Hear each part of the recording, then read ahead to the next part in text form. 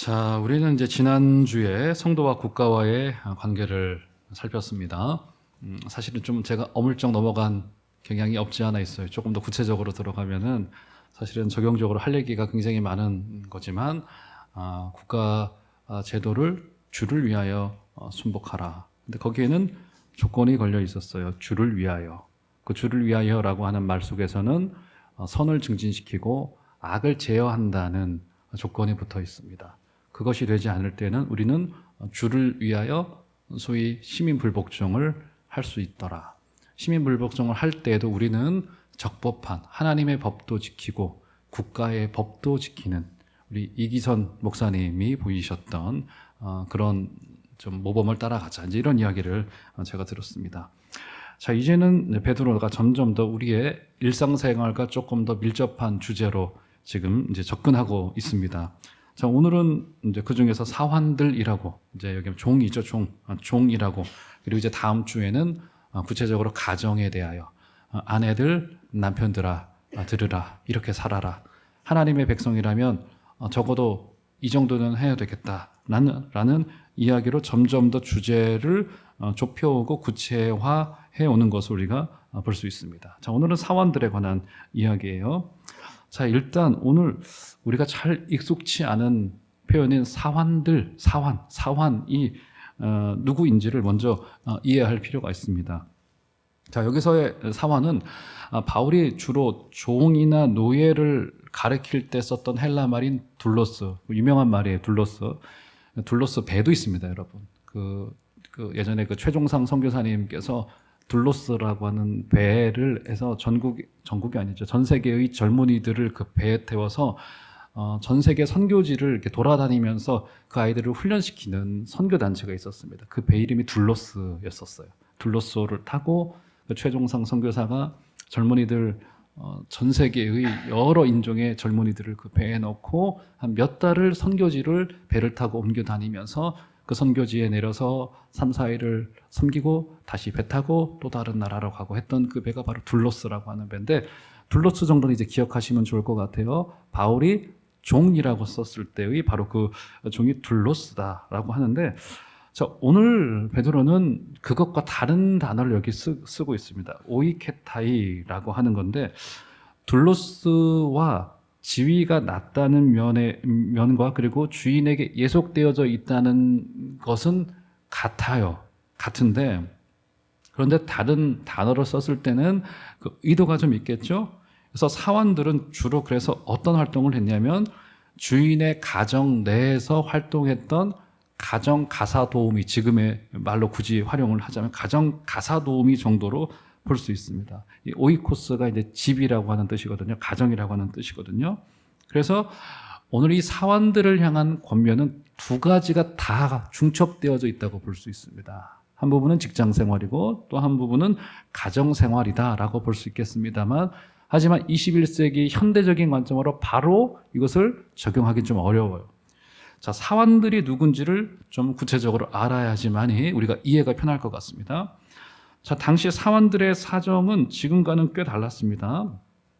1세기에 그 가정 가사 도우미로 불렸던 이 사환들은 중에는 주로 숙련된 노동자들이 굉장히 많았습니다. 다양한 전문성을 가졌어요. 예를 들면은 당시에 병원이나 학교나 이런 것이 지금처럼 꾸려져 있지 않았었기 때문에 그들은 가정 교사의 역할을 하기도 했고, 그리고 의학적인 지식을 가지고 있는 사람들은 가정의 간호사나 의사의 역할을 하기도 했었다고 알려져 있습니다.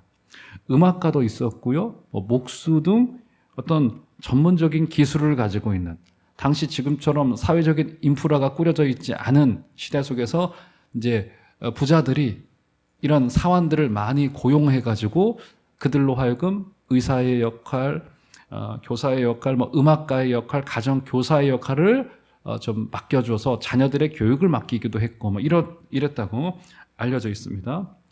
당시 이탈리아 전체 인구가 한 500만 명 혹은 600만 명 정도 됐을 것으로 사회학자들은 추산하는데, 그 중에서 상당수가 이 사환들의 역할을 감당했다고 합니다. 그러니까 이들은 경제 구조의 한 축을 담당했었던 상당히 중요한 역할이었다, 이렇게 볼 수 있는 거예요. 자, 그러면 이들이 어떤 대우를 받았느냐? 전문성이 갖춰져 있었기 때문에 지금과도 같은 뭐 좋은 대우를 받았느냐? 그러지 않았어요. 매우 열악했습니다. 자, 시민권이 없기 때문에 그들은 결혼할 권리가 없었습니다.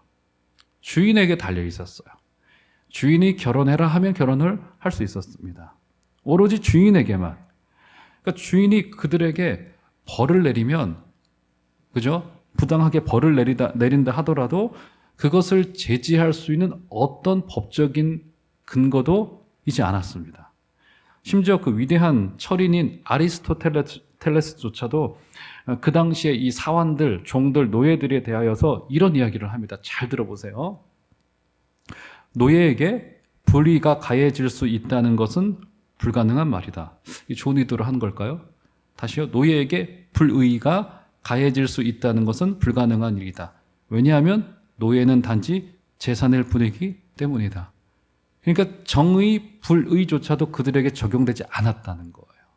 그러니까 지금 물론 아리스토텔레스가 이때로부터는 이제 몇백 년 전 사람이긴 하지만 그때의 분위기를 조금 알 수 있는 거예요.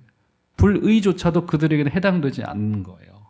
그들은 사람이라기보다는 재산 목록이기 때문에. 이런 기록들이 역사 곳곳에 남아져 있습니다. 그들은 그래서 남성 주인의 전적인 통제 아래 있었습니다. 선한 주인을 만난 경우는 꽤 그들은 사람다운 생활을 하면서 또 살아갈 수 있었습니다만, 하지만 많은 경우 통상 주인의 재산으로 취급당했고 심지어 그들의 몸에 상표를 붙이기도 했다고 합니다. 사람의 몸에 상표를 붙이기도 했다고 알려져 있었어요. 아마도 그리스도인들 중에 이런 사환의 위치에 있었던 사람들이 꽤 있었을 것으로 보고 있습니다. 자, 그러면 이런 사환들의 애매모호한 숙련된 기술을 가지고는 있습니다만 사회에서 이런 취급을 당했던, 또 그들이 주일마다 은밀히 모여서 예배했겠죠? 자, 모이고 있는 그들에게 베드로가 어떤 조언을 하는가를 다시 봐야죠. 자, 18절 한번 가볼까요? 18절. 자, 한번 다 같이. 자, 그 사환에 관한 우리의 생각을 좀 머릿속에 넣어두고 18절을 다시 한번 읽겠습니다. 시작. 사환들아, 범사에 두려워함으로 주인들에게 순종하되 선하고 관용하는 자들에게만 아니라 또한 까다로운 자들에게도 그리하라. 네, 이게 이제 베드로가 사환들에게, 당시에 사환들에게 던지고 있는 조언이에요.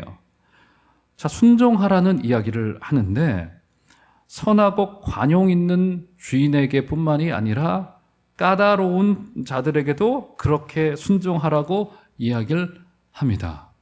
자, 까다로운 주인이라고 하니까 성격이 조금 그렇고 조금 어려운, 좀 사람에게 그렇게 하라는 말로 들리는데 그러지 않아요. 그래서 까다로운이라고 하는 표현은 앞서 등장하고 있는 선하고 관용하는 주인의 반대말인 겁니다. 자, 일단 까다로운이라는 말이 문자적으로 어떤 뜻을 가지고 있냐면 이렇게 구부러진이라고 하는 뜻을 가지고 있습니다. 구부러진. 이게 구부러진 거 있죠? 그러니까 마음이 삐뚤어진이라고 하는 뜻을 가지고 있기 때문에 선하고 관용하는 주인이라는 말과 대조하여서 악하고 비도덕적인 주인을 뜻할 때, 그러니까 이 단어는 굉장히 강렬한 의미인 거예요. 단순히 우리말 느낌에 저 상사 까다롭네? 이 정도면 괜찮아요. 그런데 그 정도가 아니라 아주 의도성을 가지고 구부러져 있고 삐뚤어져 있고 악하고 비도덕적인 주인이 있다는 겁니다. 여러분, 이런 사람들이 있습니까? 없습니까? 있어요. 직장 생활 해보신 분들 다 아시잖아요. 있습니까? 없습니까? 이 단순히 까다로운 것이 아니라 구부러진 마음을 가지고 이제 의도된 악을 가지고 있는 사람들이 있단 말이에요. 여러분, 우리 요즘에 지금 사회적으로 굉장히 문제가 되고 있는 선생님들 문제 보잖아요. 지금 뭐 매주마다 기사가 터지고 있는데 원래 그랬는데 이제 밝혀지는 건지, 그리고는 또 이제 그 학부모들을 대상으로 또 사적인 보복이 가해지기도 하는 지금 사회적인 혼란이 일어나고 있는 이 중에 우리 교회도 지금 교사들 몇 분이 계시거든요. 이분들 괜찮나? 어렵지는 않은가? 이렇게 힘들다고 하시는데 어떨까? 이런 걱정스러운 마음이 들기도 하고, 막 기도가 또 나오기도 하고, 그러더라고요. 너무너무 끔찍하잖아요, 보면은. 젊은 20대 남성 교사가 얼마 전에 자신의 몸을 생을 마감했잖아요, 스스로. 근데 당해왔던 그 일들이 견디기가 얼마나 힘들었으면, 그게. 그 젊은 남성이 또 어떤 교사는 20년을 봉직한 교사면 베테랑 아니겠습니까? 40대 중반이 넘어간 50일을 다 바라보는 교사가 그죠? 교육청의 제재와 학부모의 고발로 말미암아서 요즘 어느 자리까지 가요? 교사가 학생한테 맞아요, 이제. 막 기절을 해요, 여성 교사들이. 이런 것을 보면서 어떻게 이 지경까지 왔나. 근데 문제가 뭐냐면 이것이 교사 한 사람의 고매한 도덕성이나 인격으로 도저히 감당해낼 수 없는 거예요. 이 구조의 문제가 있기 때문에. 그 속에 던져지는 순간 교사는 그 구조 속에서 약자가 되고 마는 이 구조가 지금 만들어져 있는 거예요. 그러니까 교사들이 공무원임에도 불구하고 참다 못하여서 수주 전에 지금 광화문에 가서 자신들의 아픔을 토로하고 하는 것들을 지금 보여줬단 말이에요. 이 문제를 어떻게 해결해야 될지를 모르겠어요. 이 문제 상당히 왜냐하면 학교와 연관되어져 있고 다음 세대 문제이기 때문에 저는 나름 이 문제는 굉장히 어려운 문제라고 생각을 합니다. 그런 불이한 구조 속에 성도들이 던져질 때가 이 사원들과도 같지만 던져져요. 감당해낼 수 없어요. 학생들끼리 일어난 문제를 담임이라고 하는 그 이유 때문에 모든 것을 다 뒤집어 써야 되고 심지어 민형사 고발까지 당해야 되는 이 교사들의 입장이 얼마나 그 마음이 먹먹할까. 저 한때 교사가 꿈이었거든요. 전 지금 어떤 직업도 제가 부럽지 않은데 교사는 제가 좀 부러워하는데 요즘 드는 생각은 안 하길 잘했다는 생각이 개인적으로 드는데 여전히 저한테 사실 그런 학교 그 강단에서 가르친 그런 로망이 있는데 뭐 여기 핑크빛만 있는 게 아니겠죠? 굉장히 고통스러운 구조란 말이에요. 그러니까 불의한 구조 속 시대의 희생자들이 있어요. 그들에게 말도 안 되는 일을 하는 자들에게 오늘 그런데 베드로는 뭐라고 이야기를 합니까? 너무 죄송하지만 순종하래요. 이 모든 것을 감옥에 있으면서 더 잘 알고 있을 베드로의 주장은 사실 매우 곤혹스럽습니다. 아니 악한 자에게까지 순종하라? 받기 어려울 정도예요. 왜 억울한 자가 참아야 되죠? 왜 불의의 구조를 다 뒤집어 엎으라 하지 않고 그러죠? 사회적인 혁명을 하라 말하지 않고 지금 베드로의 이 주장은 전혀 합리적이지도 않고 전혀 멋지지도 않습니다. 뒤집어 생각을 한번 해봅시다. 그러면 베드로가 까다로운 주인들에게까지도 순종하라는 명령을 사원들에게 주었던 것일까? 우리도 때로 이제 그런 일들을 겪게 될 거예요. 아까도 말씀드렸듯이 당시 사원들은 주인의 재산 목록일 뿐이었습니다. 그렇기 때문에 아리스토텔레스의 말처럼 그들에게는 불의조차도 의미가 없다는 것이 당시 귀족 계급의 생각들이었어요. 그죠? 그들에게 인격적인 주체의 역할을 전혀 맡기지 않았다는 거예요. 권리가 없었기 때문에 그들에게는 도덕적 의무 또한 존재하지 않았습니다. 그죠? 의무는 권리가 있는 자들에게 주는 것이 바로 의무예요. 근데 그들에게는 권리도 없고 의무도 없었어요. 그죠? 저들이 불의를 행했다라고 하는 기준조차도 없는 것이 당시에 둘러스 오이케타의 이 사관들, 종들에게 주어지고 있는 사회적인 시선이었고 위치였어요. 근데 베드로는 이 불의의 구조 속에서 이 불의를 바꾸어갈 것을 권면하는 대상을 주인을 전혀 이야기를 하지 않아요. 불의한 주인들에게 이야기를 하지 않습니다. 왜 누구에게 이야기하죠? 종들에게. 지금 베드로는 지금 이 사환들을 일종의 도덕적인 주체로 인정한 거예요. 여러분, 그래서 이 18절은 우리가 보기에는 지금 현대적인 관점으로 이것을 바라보면 굉장히 베드로가 비겁하고 합리적이지도 않고 멋지지도 않고 이거 뭐야 이거 불의를 당하는 자가 다 참으란 이야기야 라고 하는 이야기로 들리지만 당시의 역사의 시선으로 이것을 바라볼 때는 어마어마한 거의 혁명적인 선언과도 다름이 없어요. 지금 사회적인 시선은 사환들을 지금 인정하지 않았어요. 의를 행할 수 있다거나 뭐 불의가 그들에게 그냥 그들은 사람이 아니기 때문에 일종의 재산 목록이기 때문에 그렇죠? 지금 어떻게 되는 겁니까? 그들을 거룩한 제사장으로 베드로전서 2장 8, 9절에 나오잖아요. 거룩한 제사장으로 그들을 인정하면서 이 땅의 아픔을 바꿀 수 있는 주체로 당시에 가장 낮은 계급 중에 하나였던 사원들을 그 영적인 도덕적인 주체로 인정한 거예요. 어마어마한 선언인 겁니다. 이것을 우리들에게 어떻게 적용해야 될까요? 우리가 그런 자들이라는 거예요. 이 땅을 바꿀 사람들은요, 교회밖에 없습니다, 여러분. 정말이에요, 이거는. 우리를 그렇게 부른 거예요. 지금 베드로가 그 선언을 하고 있는, 너 괴롭지? 고난이 찾아오지? 그 거룩한 자부심. 그런 거야. 그런 거야. 너 하나하나가 발을 딛는 그것마다 하나님의 뜻이 이루어지는 거야. 하면서 그들을 도덕적인 주체, 영적인 주체로 인정한 거예요. 인정한 거예요. 그죠? 지금 불의한 세상 속에서 거룩한 양심을 가진 자들만이 하나님의 나라를 이루어간다는 소망을 이야기를 한 겁니다. 그 악하고 까다로운 주인이 회개하고 돌아오고 노예제도가 없어지고 로마가 멸망하더라도 이 세상의 악은 그대로 있습니다. 악을 악으로 보복하는 것은 악을 더 창궐하게 만들 거예요. 우리는 이제 그 뒤에 나오잖아요. 예수를 본받으라는 이야기가 21절 이하에 등장합니다. 그리스도도 너희를 위하여 고난을 받으사, 너희도 지금 사완들아 너희들 이 불의한 구조 속에서 고난을 받으면서 힘들지, 그리스도도 불의하게 고난을 당하셨어. 우리 그분을 깊이 묵상하자라고 하면서 오직 십자가의 은혜만이 사람을 변화시키고 이 땅을 하나님의 나라로 변모시킨다는 어마어마한 비전의 꿈을 이 당시에 약했던 사원들에게 주고 있고 도덕적인 주체로 상정하여 올린 겁니다. 사랑하는 성도 여러분, 저와 여러분들이 그리스도라고 하는 거룩한 명찰을 달고서 살아가는 우리의 위치가 그렇다는 것을 기억하시고, 우리가 때로 약하고 부족하고 연약하고 넘어질 수도 있어요. 하지만 그것은 그냥 우리가 약하기 때문인 거고, 주님은 강하시고 주님은 우리를 바라보실 때, 그래, 약하더라도 네가 소망이야. 너가 소망이야. 내가 너를 통해서 이룰 거야 라고 하는 하나님의 뜻을 붙잡으시는 여러분들 되시기를 주의 이름으로 축원합니다. 자, 그러면 어떻겠습니까?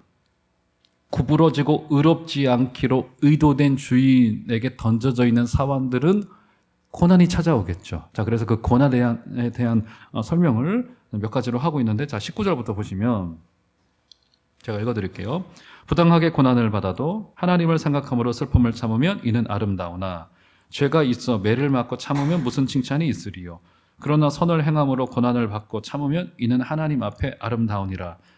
이를 위하여 너희가 부르심을 받았으니 그리스도도 너희를 위하여 고난을 받으사 너희에게 본을 끼쳐 그 자취를 따라오게 하려 하셨느니라. 자, 여기 이제 고난에 대한 것을 여러 가지 종류로 설명하고 있는데 4가지로 설명을 하고 있습니다. 한번 볼까요? 자, 첫 번째 어떤 고난이 간단하게 설명을 해드릴게요. 자, 20절 전반절에 보면은 성도 자신이 저지른 잘못으로 인하여서 받는 비난과 괴로움은 아무 유익이 없다는 이야기가 등장하죠. 그죠? 성도 자신이 그냥 저지른 것 때문에 고난이 찾아올 수 있다는 겁니다. 첫 번째 고난이고요.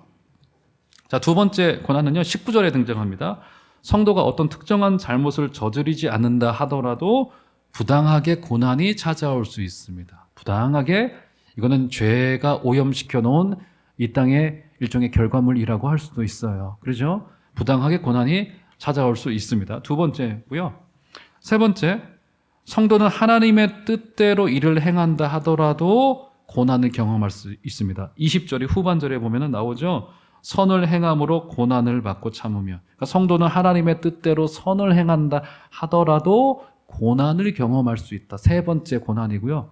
자, 마지막 네 번째 고난의 종류는, 자, 네 번째 21절에 등장하죠. 첫 번째 줄에서 성도는 하나님의 뜻을 이루기 위하여 스스로 고난의 자리에 자처하여 그리스도처럼 갈 수 있습니다. 이 4가지 정도의 고난으로 베드로는 설명한 거예요. 다시 설명해 드릴게요. 성도는 자신이 저지른 잘못으로 때로 고난이 찾아오기도 합니다. 두 번째, 특정한 잘못을 저지르지 않았더라도 부당하게 고난당하기도 합니다. 두 번째. 세 번째, 성도는 하나님의 뜻대로 선을 행한다 할지라도 고난받을 수 있습니다. 네 번째, 성도는 하나님의 뜻을 이루기 위해서 스스로 고난의 자리에 가야 되는, 또 기꺼이 기쁘게 가는 경우들, 그리스도처럼 그런 경우들이 있다는 거예요. 자, 그러면 우리는 무엇을 해야 될까요? 자, 베드로가 4가지의 고난으로 설명하면서 당시의 성도들에게 고난이 떠나지 않을 것을 이야기를 해요. 좋은 이야기 해주면 좋을 텐데 이 고난을 계속 지금 베드로가 강조하고 있단 말이죠. 자, 그러면 하나님이 우리에게 때때로 고난을 허락하시는 이유가 뭘까요? 자, 궁극적인 그 결론과 목적이 있어요. 한번 볼까요? 예레미야 29장 11절. 자, 한번 다 같이 한 소리로 읽겠습니다. 시작. 여호와의 말씀이니라. 너희를 향한 나의 생각을 내가 아나니 평안이요 재앙이 아니니라. 너희에게 미래와 희망을 주는 것이니라. 뭐라고요? 우리의 고난으로 점철된 인생의 이유가, 우리 어려움의 근원이 뭐예요? 하나님의 복이라는 거예요. 너희에게 미래와 희망을 주는 것이니라. 이런 칼을 만들 때 어떻게 만듭니까? 뜨거운 물에 넣었다가 식히고 또 찬물에 넣었다가, 또 제가 이걸 찾아보니까 이것을 얼마나 센 불에 넣고 이 간격을 어떻게 하느냐에 따라서 이 장인이라고 하죠. 이 칼의 강도가 좀 달라진다고. 이 칼의 이제 강도가 달라진다고. 이것을 얼마나 뜨거운 물에 넣고 찬물에 넣는 이 간격은 어느 정도로 하느냐에 따라서 칼의 내용이 달라진다고 해요.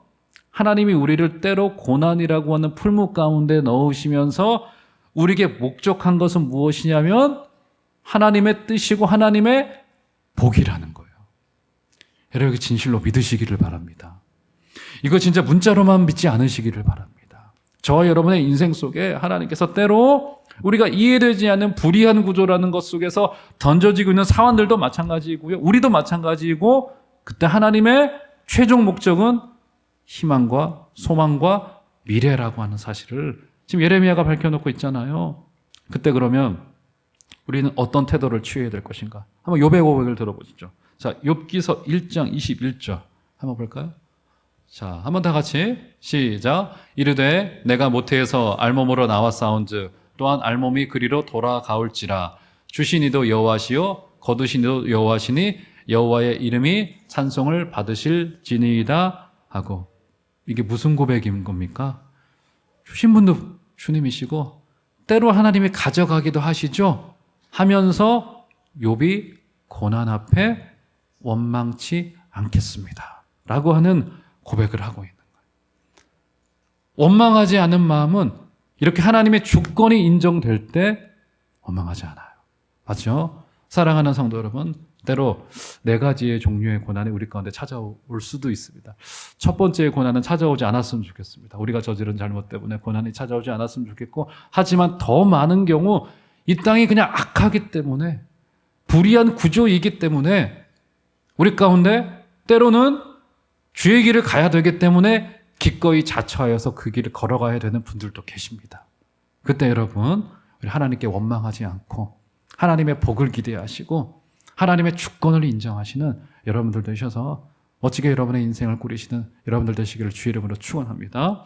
자, 그러면 결론으로 가보시죠. 자, 베드로 공동체의 약자들, 사환들, 자, 그들에게 고난이 어떤 유익이 있게 될 것인가를 한번 마지막으로 우리 야고보서를 좀 살피면서 말씀을 좀 살펴보고 결론을 맺어볼 텐데요. 자, 야고보서 1장 2절 3절. 자, 고난 중에 원망하지 않아야 될 것은 알겠어요. 하나님의 먼 미래에 복이 있을 것도 알겠어요. 자, 그러면 지금 여기서 고난이 우리에게 어떤 유익을 줄 거냐는 겁니다. 한번 볼까요? 내 형제들아, 너희가 여러 가지 시험을, 저 고난이라고 생각하면 틀리지 않을 것 같아요. 당하거든 온전히 기쁘게 여기라. 이는 너희 믿음의 시련이 무엇을 만든다고요? 인내를 만들어내는 줄 너희가 알미라. 이 재련의 과정을 통하여서 변하지 않는 태도 한 가지를 만듭니다. 그게 뭐냐면 인내라는 태도예요. 인내라고 하는 태도는 이제 뒤에서 이제 또 설명을 해드리겠습니다만은 변하지 않는, 이게 흔들리지 않는 마음을 뜻할 때가 인내인 겁니다. 그러니까 우리가 감정적으로 잘 참아낸다, 이게 인내가 아니에요. 굳건히 뿌리가 박혀져서 변하지 않는 태도를 말할 때를 인내라고 하는 겁니다. 인내. 그래서 그 인내 때문에 우리는 기뻐할 수 있게 된다고 이야기를 해요. 그러면 단순히 기뻐하는 것을 넘어서서 고난의 때에 자, 이 인내가 무엇으로 연결되어져야만 되냐면 자, 야고보서 1장 5절 보시면 자, 이런 이야기 있습니다. 한번 다 같이 읽겠습니다. 시작. 너희 중에 누구든지 지혜가 부족하거든 모든 사람에게 후히 주시고 꾸짖지 아니하시는 하나님께 구하라. 그리하면 주시리라. 고난의 때 뭘 하래요? 기도하라는데 어떤 기도를 하랍니까? 지혜를 구하는 기도를. 지혜를 구하는 기도. 우리 이제 지금 수요일 저녁마다 이제 우리 잠언서, 지혜의 잠언서를 보고 있어요.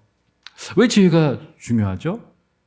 이 지혜는 고난의 때에 우리의 머릿속이 막 혼란스러워집니다. 하나님의 뜻이 도대체 어디에 있는가? 하나님이 나를 사랑하시는 기는 하시는가? 그죠? 그때 성도의 중요한 태도는 뭐냐면 기도인데 지혜를 구하는 기도. 그 지혜가 뭐예요? 하나님의 뜻을 아는 거예요. 하나님의 시선이 여기에 있구나. 그래서 결국 고난은 기도를 통하여서 우리의 인생과 방향과 태도를 바꿔냅니다. 그죠? 하나님의 뜻을 구하면 삶이 바뀌어지게 되어져 있어요. 굉장히 중요한 태도라는 겁니다. 지혜. 우리는 고난의 때 많은 것이 필요하다고 느껴지실 겁니다. 사람도 필요하고 시간도 필요하고 돈도 필요하고 환경도 준비됐으면 좋겠고 등등의 생각을 하실 수 있을 거예요. 그런데 정말로 부족해질 수 있는 것 한 가지가 있어요. 고난의 때. 그게 뭐냐면 이 모든 일에 하나님의 뜻이 뭘까? 그가 이 모든 일을 통하여서 고난을 통하여서 내게 무엇을 이루려고 하는 것일까? 라고 하는 하나님의 뜻을 아는 지혜가 우리에게 필요합니다. 거시적인 관점으로 이야기를 하자면 시대의 분별이라고 볼 수 있어요. 지혜를 구하는 기도를 하라는 겁니다. 시험의 때, 위기의 때 사랑하는 성도 여러분, 기도는 필수적입니다. 왜냐하면 하나님은 후히 주시고 꾸짖지 아니하시는 하나님이시기 때문입니다. 지혜를 구하는 데 있어서는 하나님께서는 후히 주시겠다고 우리에게 말씀하여 주고 있어요. 그죠? 자, 그러면 정반대의 태도도 봐야 되겠죠? 자, 야고보서 1장 6절에서 8절 보시면 자, 이런 이야기 등장합니다. 오직 믿음으로 구하고 조금도 의심하지 말라. 의심하는 자는 마치 바람에 밀려 요동하는 바다 물길 같으니 이런 사람은 무엇이든지 죽게 얻기를 생각하지 말라. 두 마음을 품어 모든 일에 정함이 없는 자로다. 네, 앞서서 지혜를 구하는 기도라고 했죠? 여기 그 반대말이 하나가 등장하죠. 지혜의 반대말. 뭡니까 여러분? 뭐요? 두 마음이에요. 지혜의 반대말은 멍청함이 아닙니다, 여러분. 똑똑하지 않음이 아니에요. 지혜의 반대말은 두 마음이에요. 갈라져 있는 마음이에요. 이게 지혜의 반대말이에요. 두 마음입니다. 두 마음이 뭘까요? 하나님도 의지하고 세상도 의지하고 솔로몬처럼 하나님도 찾았다가 애굽도 찾았다가 했던 것이 바로 두 마음이에요. 그러다 보니 마음이 갈대와 같이 흔들리게 됩니다. 이게 다 어디서부터 시작된 거예요? 하나님에 대한 잘못된 관념. 후히 주시지 않는 분. 우리의 기도를 듣고는 계신가? 내가 고난의 때 하나님이 나를 들으시고는 계신가? 라고 하는 우리의, 여기 나오잖아요. 조금 구하고 조금도 의심하지 말라. 그 의심이라고 하는 말이 나오잖아요. 의심. 왜 하나님께서 나에게 일시불로 주시지 않고 왜 찔끔찔끔 주시나? 이런 생각이 들어질 때도 있고요. 그래서 결국 기도가 왜곡되고 하나님이 왜곡되는 경우들이 너무나도 많은 것을 보게 됩니다. 자, 오늘 말씀 베드로전서 2장으로 되돌아가 보시면 그래서 결국 우리에게 무엇을 이야기를 하고 있는 거예요? 베드로도 21장 이하로부터 그리스도도 하면서 22절 그는 죄를 범하지 아니하시고 그 입에 거짓도 없으시며 라고 하면서 몇 절에 걸쳐서 그리스도를 설명하고 있잖아요. 뭘 이야기하는 겁니까?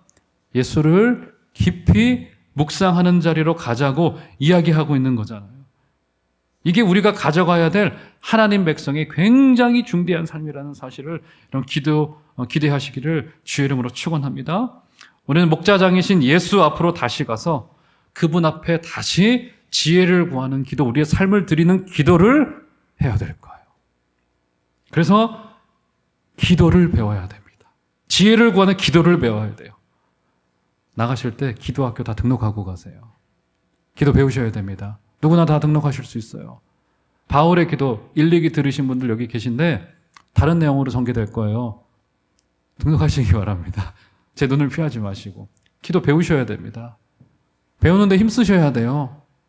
저도 이거 준비하는데 꽤 시간이 걸렸고 이거 정성을 들여서 만든 강의 아닙니다, 여러분. 뭐 그게 중요한 게 아니고 배우셔야 됩니다. 기도는 배워야 되고요. 기도는 또 해야 됩니다. 그죠?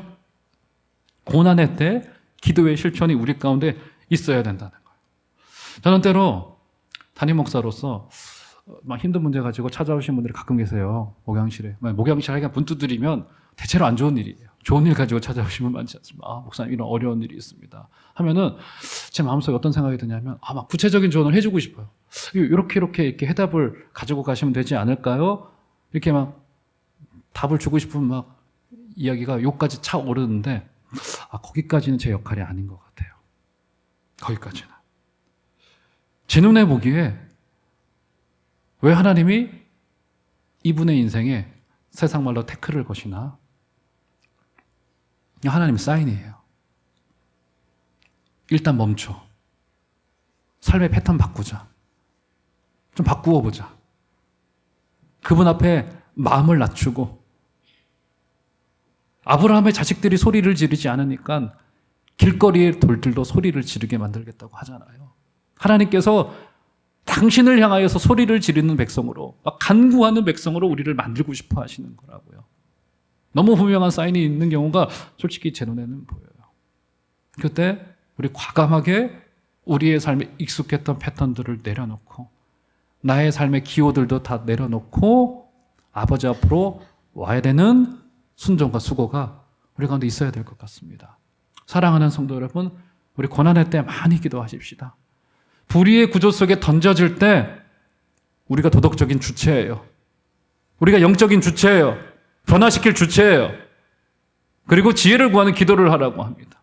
이 거룩한 주인의식을 가지시고 사랑하는 교회 여러분, 이번 한 주간 속에서도 이 죄악으로 가득한 이 세상 속에서 멋지게 하늘의 저 까만 밤하늘의 별처럼 반짝반짝 빛나시는 여러분들 다 되시기를 주의 이름으로 축원합니다.